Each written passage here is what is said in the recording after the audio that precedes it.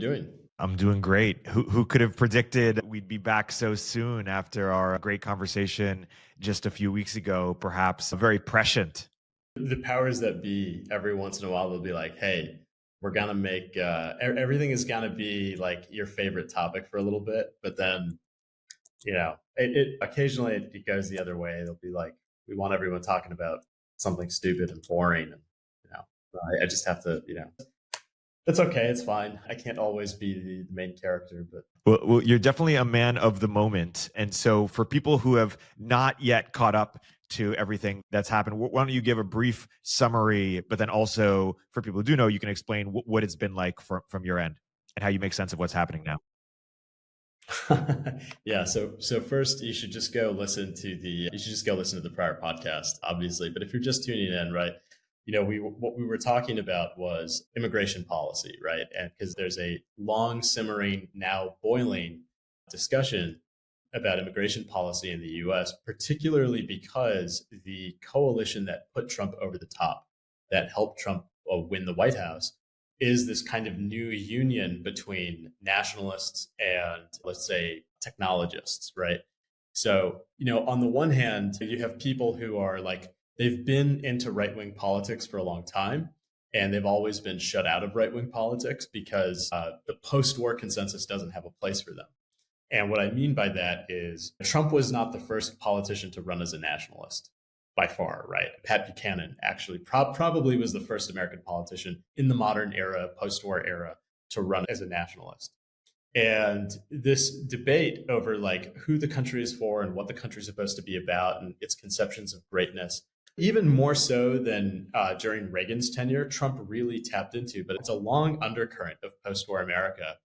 And the experience that American nationalists have had is of basically being used and then thrown away, right? Because all the things that they care about, right? Cultural cohesion, traditional family life, physical control of the borders, immigration enforcement, all of these core issues that a nationalist would be really concerned with. Some would say preoccupied with, some would say naturally concerned with. These are issues that run into all kinds of opposition from essentially economic lobbies. And a very obvious one is like farm workers, right? Nationalists, for various reasons, do not want to have huge numbers of Mexican foreign nationals coming into the United States to work on farms, to put down roots here, et cetera, do all of these things. They don't want that, right? It's like they should be in Mexico, we should be in America. The agricultural industry for many decades sees it a different way, right? They're like, no, we actually want a lot of human capital coming here and picking food and stuff for us. And not only do we want that, we want the wages to be a little bit shorter. And so we're going to offer some explanations for Americans being lazy. And then you can see how these two things suddenly get very rancorous, right? Everyone has this thing that they want, but they know it would be politically unpopular to say the real reason for it. So they invent other reasons. Those reasons are kind of offensive. Anyway, the way it's shaken out for a long time is that nationalists are crucial to winning elections if you're running as a Republican, but they never get to be part of a governing coalition. They always get sidelined. And this is basically exactly reflective of what's kind of like emerging now between the sort of like tech and nationalist alliance where, without Elon Musk, this is like just a portrait, without Elon Musk essentially like energizing such a huge swath of the electorate beyond, say, the nationalist vote, Trump probably wouldn't have won. It would have been very close. I think without Musk, there'd be a real question about whether everyone in Pennsylvania would have gotten excited and voted, whether everyone in Michigan or everyone in Wisconsin. I think that the Trump world would say we could have won without Musk, but he certainly helped, and we're very grateful that he helped. But it's arguable, right? And the fact that it's arguable means that a lot of people in tech will say, well, we're kind of due our own interests now. We're sort of due a large seat at the table, and we're going to tell you the policies that we want because we just bought you the election, right? We spent the money, we put in the work, and like we gave you like the social legitimacy, et cetera. And nationalists look on that and they're like, excuse me, like you just showed up at the 11th hour And all the momentum was on our side, actually, because the Biden-Harris regime was totally out to lunch on not just immigration, on every other issue. And now you're claiming that you're indispensable, right? Just think about transgenderism, right? They really were, like Kamala Harris really was saying that she was proud to commit taxpayer dollars to fund transgender surgeries. But like the Democrats really were just elite, right? And so nationalists are like, yo, we won this election and you were just along for the ride. So don't get too big for your britches. We voted for mass deportations and we certainly didn't vote to have like increases in immigration. So that's where this fight is beginning, because one of the appointees, he in a podcast some years ago as a private citizen, he was making like a narrow observation about some of the businesses that he's worked with. Be like, yeah, these businesses they'd have better, I mean, essentially they'd have better OpEx, right? Like if they could more easily hire, right? Sure, yeah, fair. But nationalists see that and they're like, oh my God, it's an Indian guy saying we need more H-1B JavaScript coders and American graduates will never be employed. And oh my God, we're getting shoved out again. And I think some tech people have to understand like exactly this happened in 2016, where a lot of like the neoconservatives who are into foreign intervention and stuff like that, they did successfully, like the cuckoo bird, they did eject like Trump's core supporters out of the formation of the early administration. And Trump has talked about this, very frankly, that some of the people he picked turned out to be not so great. And so they're just worried about that kind of repeat. And, part of the magic and part of the curse of X, formerly known as Twitter, is that it's the global group chat. And so everyone can say anything and people will look at something that's said and be like, aha, everyone on this side thinks this way, or aha, everyone on this side thinks that way. And like you get like thousands of people all at once looking at one person's statement. And that is a little bit unnatural. It's great in some ways, but it's like really like the human mind isn't quite prepared for it. So that's kind of what's happening right now. It's unfortunate in the sense that the temperature is so high, but I think it's good in the sense that eventually this kind of discussion does need to happen. Like we really do need to look at every aspect of this to create like meaningful policy. And so where do we go from here, or what do you think has emerged from this discourse? So there's no consensus yet, right? And I haven't seen anyone offer like meaningful consensus yet, but I would offer this, and I'm going to write more about it in long form. So there are about 85,000 immigrants annually, well, not immigrants, but like guest worker slots annually to the United States through the H-1B visa program. And it nets out to like about 85,000. The H-1B program in particular, it's not an immigrant visa, right? It's like a long-term guest worker pass. But then there's an H-4 visa for spouses, and then whether you have a U.S. citizen kid, and kids just automatically in the U.S. get U.S. citizenship, whether you have a U.S. citizen kid is used to evaluate whether or not you can be an immigrant. The status quo as it exists in the United States with immigration does not make anyone happy. There are a lot of laws that were lobbied for and a lot of provisions that were created by very, very narrow interests, and everyone hates them for good reasons. The U.S. tax code, by the way, is like, this also describes the U.S. tax code. In fact, this describes a lot of U.S. law where everyone's like, wow, why is this so stupid? And the answer is, you don't have a guy whose job it is to tell a legislative director to write the law to make it this way. Because we have to be totally honest, I think, about like, what are we even trying to do, right? Like when you have any immigration at all, right? Like, because we could, like, it's in the limit. On one end, you could have zero immigration whatsoever. And on the other end, you could have completely open borders with no control whatsoever, right? And there are many different avenues and dimensions to explore between those two, but it's like, we're probably going to get to something between those two. Why should a foreign national, an alien, right? That's what the term means. Why should an alien person even be in the United States? And I think the way to do it is to look through the lens of America first, right? And America first means Americans first. America first means whatever it is that we're doing, the big beneficiaries of this have to be Americans themselves, right? Like that's the reason we have a United States of America. It's the reason we have a government to begin with. The labor market has a lot of employers who will make the argument that they need skilled immigration. And they'll make this argument and say, if only we could get skilled immigrants, then we could have them do things and this would benefit everybody. But like they are, like we should be honest, like they are trying to principally benefit themselves. It's their employees. And we can evaluate on the merits whether this is good for just them or whether it's good for America as a whole. So I'll state this because I think everyone is kind of ganging up on Elon Musk and being like, this fucking guy, like we hate him now. Ooh, boo, Elon Musk.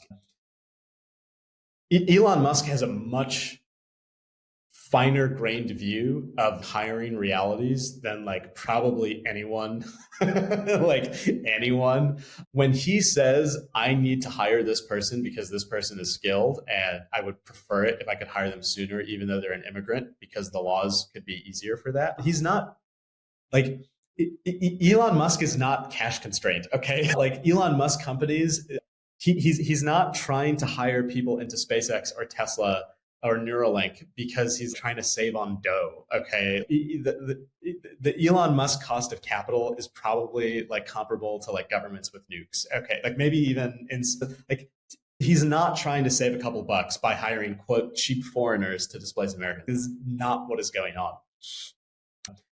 There are a lot of jobs like that in the American economy. And by the way, not just at like an Elon Musk company. There are a lot of people who are like, wow, we need another process engineer to create these microchips or something, right? And like, yeah, a lot of microchip expertise is in the Netherlands or in Taiwan.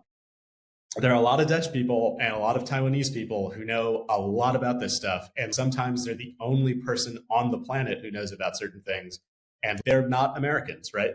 So there's a lot of economic opportunity that skilled immigration really can unlock, and it really would be better for all Americans, right? And Elon Musk is not lying about this. So that's one thing. And then you look at Wipro or Infosys or HCL or these big body shop IT staffing companies, and even the New York Times covered this. It might have been the Wall Street Journal, but even big legacy news media covered this. In 2015, and this is a story that broke in the run-up to the 2016 election, Disney laid off a huge amount of its IT support staff at different Disney campuses and amusements and stuff. And it's a huge operation. It's a huge year-long operation. They actually have a very impressive IT services system. There's a lot of, there are a lot of literal moving parts that are governed by a lot of computer processes. And anyways, one of the conditions that they had was that in order to receive a severance, which is like very material for people at that level who have like jobs and families and all this stuff, in order to receive a severance, they had to train their foreign replacements first. And if they didn't, they just wouldn't get a severance. Now, it's really hard for any honest, decent American to believe that if you have to train your own replacement to do your job, first of all, like just how humiliating, right? Like how that's just morally wrong. But then like mechanically, like obviously this person is not like, it can't be how skilled. This isn't like a singular job that no one else on the planet can do. If one, you found people to do it, and two, you actually had to have your own workers train them, right? It's clearly a labor arbitrage. It's a cost arbitrage. It's not a skill arbitrage. They're just firing Americans to hire cheap foreigners. I'm sure it was a better business decision for Disney, right? But like, there are a lot of provisions that Disney benefits from in federal law to make them a great business that their private shareholders enjoy that don't have to exist. They're kind of favors that we do to these companies so that they can like do stuff, right? And Americans look at that situation, I think, and very, very honestly be like, this is bullshit. This is crazy. Like, why are they allowed to do this? The term skilled immigration or skilled immigrant or foreign hire or foreign labor or whatever, like these are kind of low resolution terms because I've just been talking for the last, 5 minutes nonstop to explain the difference between these two situations. But you can say the word foreign labor or skilled immigrant or like, do you know what I mean? So like people will start like, the actual bit rate of discourse is people will say things, they'll interpret it, but it's actually this guy is talking about something completely different, right? Hey, we'll continue our interview in a moment after a word from our sponsors. Even if you think it's a bit overhyped, AI is suddenly everywhere. from self-driving cars to molecular medicine to business efficiency. If it's not in your industry yet, it's coming fast. But AI needs a lot of speed and computing power. So how do you compete without costs spiraling out of control? Time to upgrade to the next generation of the cloud. Oracle Cloud Infrastructure, or OCI. OCI is a blazing fast and secure platform for your infrastructure, database, application development, plus all your AI and machine learning workloads. OCI costs 50% less for compute and 80% less for networking. So you're saving a pile of money. Thousands of businesses have already upgraded to OCI, including Vodafone, Thomson Reuters, and Suno AI. Right now, Oracle is offering to cut your current cloud bill in half if you move to OCI for new US customers with minimum financial commitment. Offer ends March 31st. See if your company qualifies for this special offer at oracle.com/turpentine. That's oracle.com/turpentine.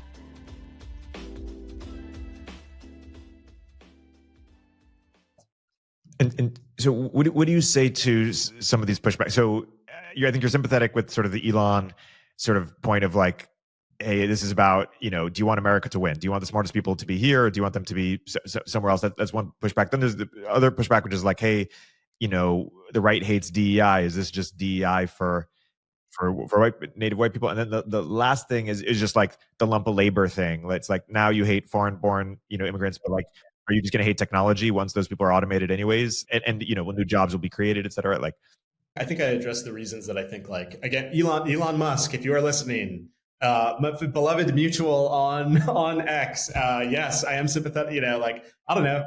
Technically he does follow me, and he does retweet my tweets, and he does like my tweets every so. I'm calling them tweets; they're posts. This is X. Everyone get an X premium. You need to post me on X.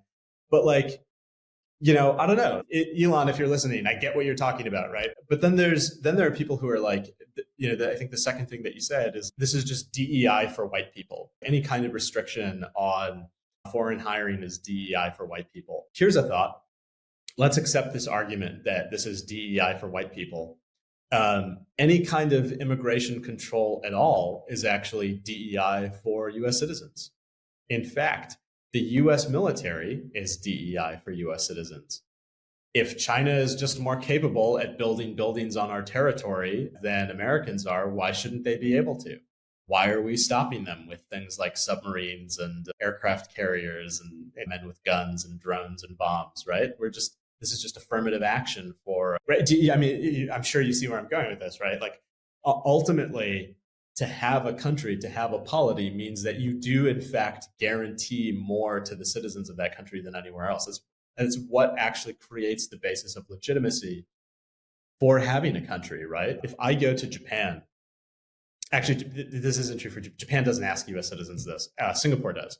If I go to Singapore, either on the plane or like before I go through like the checkpoint thing that they have you fill out a declaration that basically says, like, I'm not going to become a public charge. I'm not only coming here because I want to go to a nice Singaporean hospital that I couldn't otherwise afford, even if I'm a US citizen from like a developed country and could buy a ticket to whatever, right? Like they do make US citizens do that. And why do they do that? Because Singapore has great hospitals, actually, and they're basically free at point of use for all Singaporeans. For Singaporeans, not for Malaysians, not for, so if you live in Johor Bahru, sorry, not for Malaysians, not for Indonesians, and then like, to be polite about this, they ask everyone in the world at the airport to be like, yeah, okay, I'm not a medical tourist, right? And I'm not a poor medical tourist.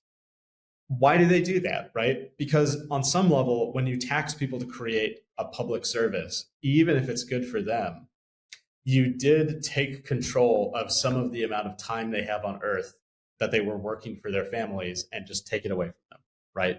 We would all love to be post-economic and just get to hang out with our friends all day and our family all day and like amuse ourselves. But sometimes we have to do the drudgery. There's the dreary drudgery of like answering some emails and writing some code, or like, like we have to do some work to actually, justify the money we have. And when you tax that, whatever labor you're taxing, right? Like, you are using the threat of force. I'm sounding like a real libertarian now here. You are using the threat of force to say, hey, we're going to take this part of your life and dedicate it towards the whole. And people are actually pretty reasonable and say, like, yeah, I get that. I can accept that, because these are my fellow people, right? Even if they're not my friend, even if they're not like my immediate friends and family, they're people who could be my friends and family. They're my fellow citizens. I like them. And so I do want there to be a military and I do want there to be roads. Once you start down this path of like, actually, you're entitled to fucking nothing, and anyone who shows up here and wants to play ball with some private interest or another has just as much of a right as you to be here. That's actually the same argument that like people make to apologize for illegal aliens. It's the same argumentation that says like you're entitled to nothing and anyone who wants to come here can come here. It's like, well, then we're not even talking about H-1B visas or O1 or the 0.001% of global talent. Then it's just like, yeah, there are a shit ton of people who are here illegally right now that applies to. And you're telling me I don't have more of a right to my own country than them? Americans are like the least xenophobic, least racist, right? I'm talking to the Indians now that are listening to your podcast, right? Like, because they're seeing the Goras go crazy on it. Like, look, regular people in the world are not like this, right? There are some people who are going to be super angry at you and they're racist or whatever, right? But regular Americans are actually really decent people to a degree that's probably surprising, actually. A regular white guy from America whose family goes to India and then he has like a white kid, that kid can't go and become like a political superstar in one generation in India. He can't, right? Vivek Ramaswamy can run around Iowa and Iowans are like, yeah, we love Vivek Ramaswamy, right? Like it's a very, very tolerant country. But once you start down this path of being like, actually, you're entitled if you think that you have more of a right to America than anyone else. That's bad, right? And if I can't explain why that's bad, you should just viscerally understand that is not morally good. God doesn't want you to do that. Don't do that. You're inviting a lot of bad things in a woo esoteric cosmic way.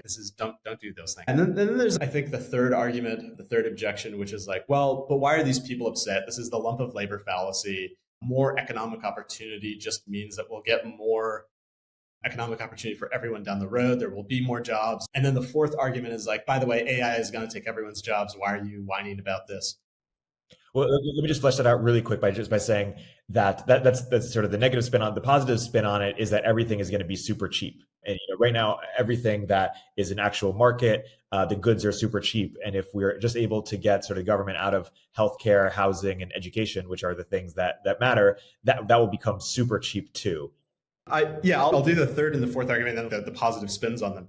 This third argument of a lump of labor, it's like, okay, we can say that people will be like, oh, that's very zero-sum thinking. You think that some other guy is going to take your job, but actually it's like his plus is not your minus, right?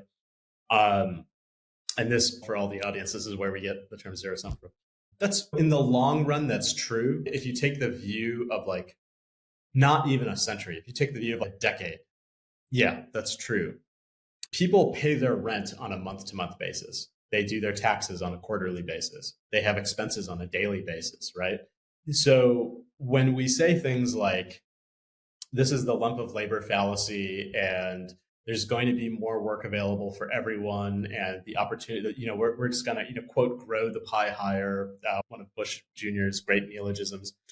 You can say that, and then for someone who's like kid graduated from college and they apply to 1,000 jobs and they don't get a single interview and they're still living at home with their parents at the age of 25 or even older, it really doesn't feel like that at all, actually. And you can go on the H-1B petition site and you can see the roles and the wages and stuff that it's everything from the unskilled labor that formerly we would have paid a 16-year-old to do, being like a dog walker or something, to being like a software engineer. It's the whole spectrum of opportunity for young Americans and entry-level jobs. I think Cernovich posted this. It's like, how is McKinsey possibly making the claim that they don't have enough Americans to hire as entry-level accountants and that they really, really need like all of these H-1B guys to do it for below market? Like, that's not real, right? They are like, that's fraud, right? It's clearly fraud.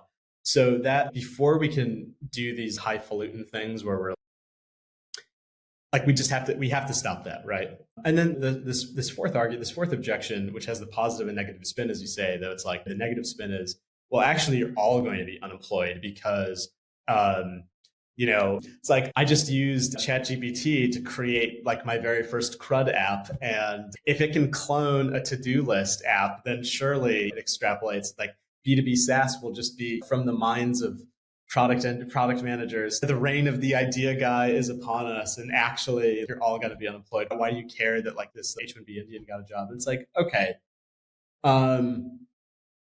A lot of that is coming from people who are just talking their book. Like, I will cast no aspersions, but like I strongly suspect that there are a lot of VCs who are getting like really excited about like this idea of labor displacement because they know that's the calculus, and so that's the argument they're making. But also, yeah, if that's true, then why would we ever have any immigration, right? Like, if we're really gonna automate everything, right? It's just like physical labor.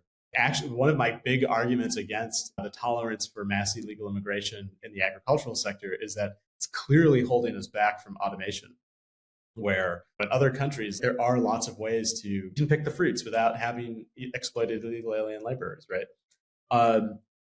Then there's the positive side of that argument, which is you're not going to worry about not having a job because you're going to have UBI and everything will be really cheap. And like the whole idea of jobs will be basically meaningless. So just chill out for a little bit. Let us cook, right? And then you will wake up 5 years from now and you'll see that everyone has a beautiful home. Everyone has a self-driving robo-taxi.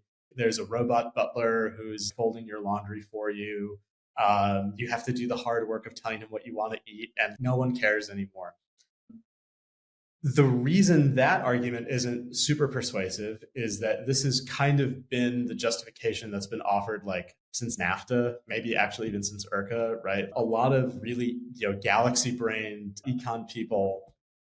I love him to death. I'm not going to do my Sam Hammond impression, but a lot of people will be, look, why? Like, this is just, we just need to move these numbers around, and then suddenly everything is fine. It's like, okay, but that hasn't ever happened before. It's happened on historical timescales where you can say that, 1940s America is better off than Victorian Britain, even though the former had a lot of anxieties about the Industrial Revolution and the latter was like, yay, machines. But again, in the here and now, how come my kid can't get a job at one of these companies or something, right? It really irks Americans to be told that they don't really need to care about this. So that I think that if you're a database American, I identify as a database American.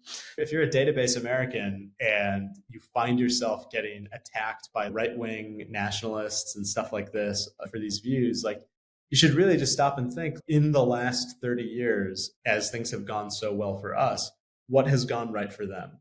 With all of these promises from policy and from policymakers and from industry leaders and stuff like that, have they done better or have they done worse? And look, I started out this year actually posting about this topic, right? This year, as last year, we have an all-time record high of suicides in the United States. And in fact, it's a secular increase among the youth, right? It's not like, actually the elderly suicides have been going down and elderly lifespans have been going up. It's youth suicide that's really warping a lot of statistics in the United States.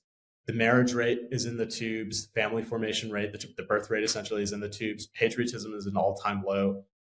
And these are trends that have just been worsening and worsening since the 1960s and 1970s. And so, if you are a fellow database American, you're like, wow, I can't believe no one believes us. Yeah, because things got worse, right? We have records amount of immigration, both in terms of the absolute numbers and the proportion of foreign born in the United States.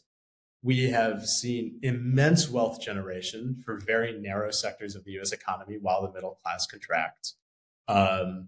You've got, on the one hand, you've got database Americans talking about IVF and life extension and then on the other hand, you've got the fentanyl crisis and the joblessness crisis that's just like cutting people off at the knees. And so, yeah, like, they're fucking angry at you, right? Like, you have to have a little bit of humility about these things. And, I guess one of the ways that I'll say this is like, if it were so easy for you to do this because it's all about you, how come you didn't do it anywhere else, right? If it all came down to just your talent and your brilliance and your cognitive gifts, why do you even need to immigrate to this country?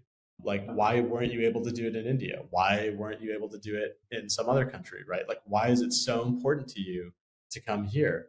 And I would argue the reason it's so important for you to come here is that highly contingent on these historical norms, everything going back from English common law to like the experience of like Reconstruction after the Depression, or Reconstruction after the Civil War, and then like rebuilding the country after the Great Depression, World War II. Like there's this huge journey of the American psyche and spirit that belongs to a particular nation that by the 1960s, when all of these changes to the immigration paradigm were happening, and certainly by the end of the Cold War in the late 90s, early 2000s, like in this wonderful period where lots of new immigrants started coming, these people had lived through so many experiences and worked so many things out in law that they created a system of government and business norms and social relations that really are actually the best in the world. There is no substitute. And other places try to compete. Singapore doesn't have capital gains tax, for instance, or I think Dubai has officially said that you can make as much crypto money as you want, doing whatever you want. We don't care. Just like buy a penthouse.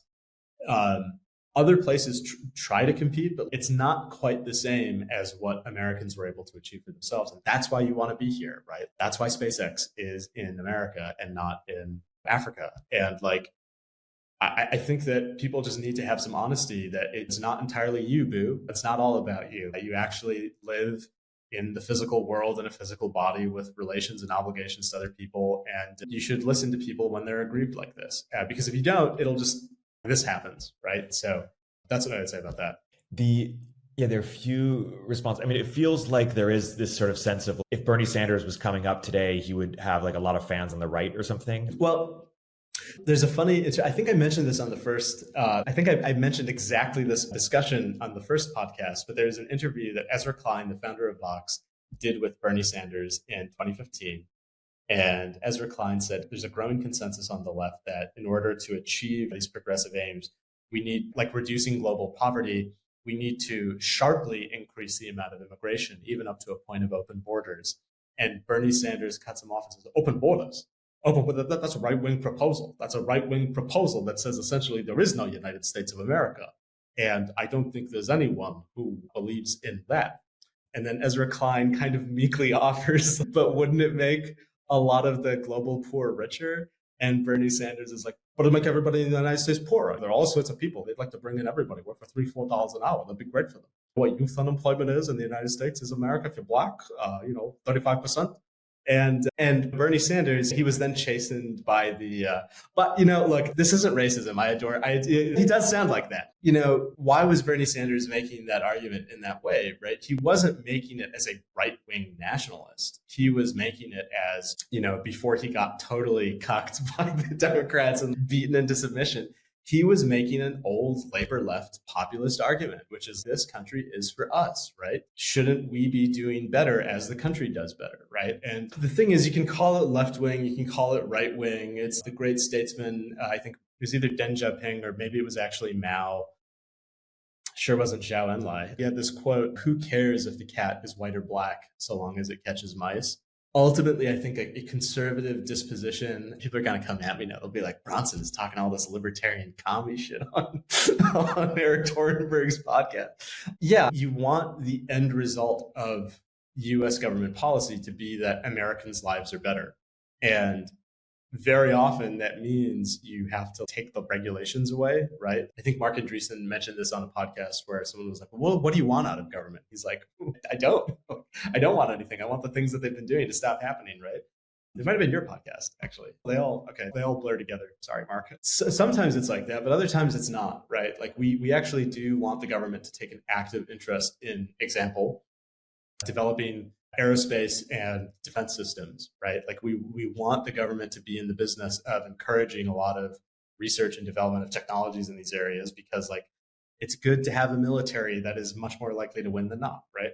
So it's not so simple to just say, let the market take care of things, let the market not take care of things. Like you do have to, you can't just go on autopilot. And one of those things is the take-home pay in the United States, right? Like how many people go from the age of 0 to the age of 18, progressively being less and less their parents' responsibility, progressively being more and more their own responsibility. And how many of them as fully formed adults at the age of 18 are in any kind of position to succeed in the world?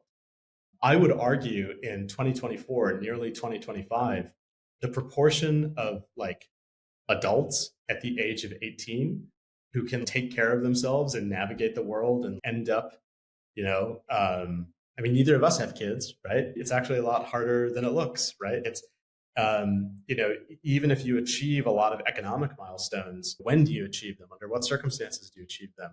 How much time does this? It's not really true anymore that it's so nice to be an American citizen. It has gotten significantly more difficult. And I think when people discount that, they make a huge error where they're saying that there are no obligations at all towards particularly young Americans, but Americans generally. And if you keep doing that, eventually someone's going to show up and say, I think we have lots of obligations actually to Americans first and young Americans. That's why Trump won.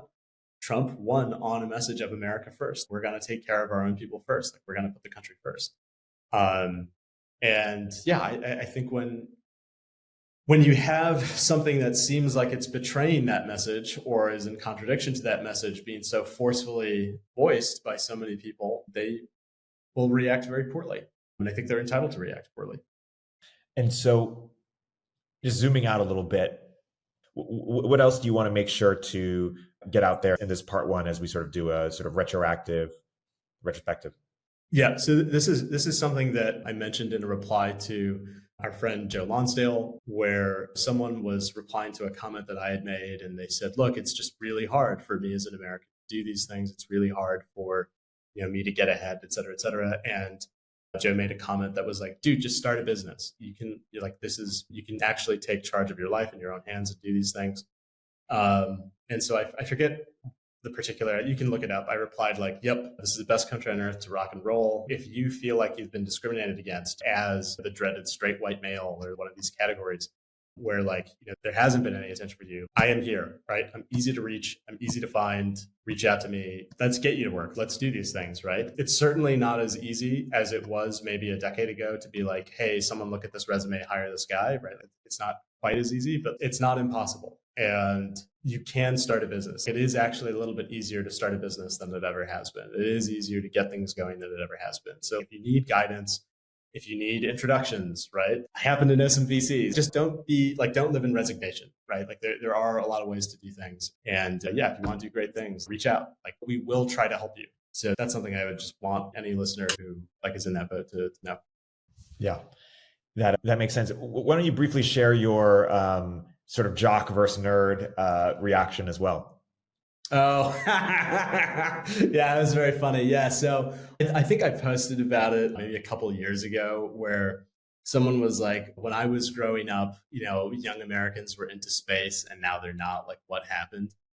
And the reason that happened is because you went from Chuck Yeager breaking the sound barrier and the Right Stuff guys like on the Corvettes, right? You went from that to like fucking Neil deGrasse Tyson and Redditor trannies. A lot of science and technology. This is like a real culture. Like, yeah, I don't know what the fuck Vivek was talking about with Boy Meets World and Saved by the Bell. Like, I don't know what's going on there. There's a lot going on there. I don't know what's going on there, but reach out, brother. Let me know what's going on.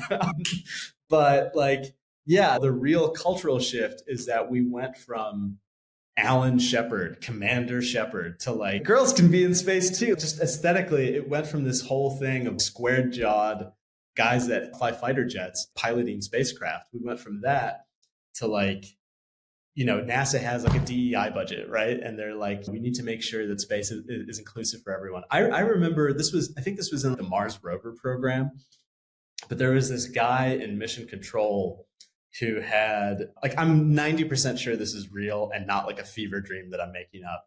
So Google about it and then we'll see if it's real. But there was this guy in the mission control room who had a shirt that had kind of a young looking anime girl on it. I think you know what I mean, but it was like a maybe risque Japanese animation collage type shirt. Palmer Luckey, if you're listening, it's like one of those shirts, right? And like the guy, and people were like, oh my God, this is so sexist. This is so terrible. How dare he wear this shirt, blah, blah, blah, blah. And I think they hounded this guy. I think he actually quit. And then it came out that his girlfriend had gotten him the shirt because he's really into anime and she likes him. So she got him the shirt, and people were like angry at this guy for nothing. Yeah, the whole sphere of science and technology for a very long time has been really, really hostile to guys like Palmer Luckey, basically, right? Like he'll be the first one to tell you that. Well, actually, Palmer Luckey will be the second one to tell you this after Jason Calacanis like says something retarded and like pretends he wasn't involved in trying to get Palmer Luckey fired. And then Palmer Luckey will be the second person to tell you. Like, yeah, like the tech space, the tech world in general has been really brutal to these kinds of people for a long time. But when you put the jock and the nerd together, you get fucking awesome stuff out, right? Like when you put, like, this is just true of societies generally. I feel that there are, like, you can see it in the physiognomy of faces. You can see it in like the inclinations and like, yeah, they're like high testosterone, big framed, confident dudes who they have a physical habitus and an energy and a drive that is like really good for accomplishing a lot of things. And we call them jocks, right? In the imagination. And then there are kind of guys who are like maybe a little bit more bookish. They're a little bit more nerdy. They're like, they have very specific and particular interests. They're not like especially bold people. And it's like, they're perfectly complementary and you want to put them together and you want to like, you actually want to have, instead of them being at odds and like one of them getting shoved in the locker or whatever, you actually want to have them working together on cool stuff, and you'll get a couple more Anderls out of that. And that image was the US space program, right? You had these fighter pilot jock Chad guys, and then you had Poindexter with the pocket protector. But actually Poindexter was kind of a badass too, right? You know, if you have a failure, if you have like an emergency situation, like, and he did forget knowing the manual, he wrote the manual, right? Like this guy can solve anything from the ground, right? And that kind of like, it's one of those things that once you see it, you'll never stop seeing it. You'll just see it over and over and over again. In tech, this is like the Jobs and Woz thing, right? I'm sure you've seen it where there's like, okay, this guy's the technical founder, and then this guy's the biz dev guy. It's just, this is like a real primordial pairing. And so that's what I noticed when Vivek had that tweet where he's like, America fell behind because the culture, it's more into football captains and prom queens than like math Olympiads. And I forget the other example, right? And like, that's just wrong, right? That's like literally not true. And it's basically a perfect misunderstanding of reality. And I understand like why, maybe, I don't know. I don't want to cast any aspersions. Let me say, I could guess. I don't understand. I could guess as to why he has that kind of view, but it's not real. If any Phi Gam guys are listening, go Fiji. Look, we got to have more frat bros, more jock nerd alliances. That's a good thing for the country. Yeah. Well, on that inspiring note of unity, we'll wrap part one and welcome our Midwestern brother to discuss, among other things, the sort of the tech right, nationalist right, what happens next, and some other topics related to immigration and otherwise. Bronson, a great part one. Excited for part two. Hey everyone, Erik here. At Turpentine, we're building the first media outlet for tech people by tech people. We're the network behind the show you're listening to right now. We have a slate of hit shows across a range of topics and industries, from our AI and investing cluster of podcasts to shows that drive the conversation in tech with the most interesting thinkers, founders, investors, and influencers, like Econ 102 with Noah Smith. We're launching new shows every week, and we're looking for industry-leading sponsors. If you think that might be you and your company, email me at erikaturpentine.co. That's ERIK at turpentine.co, and let's partner together.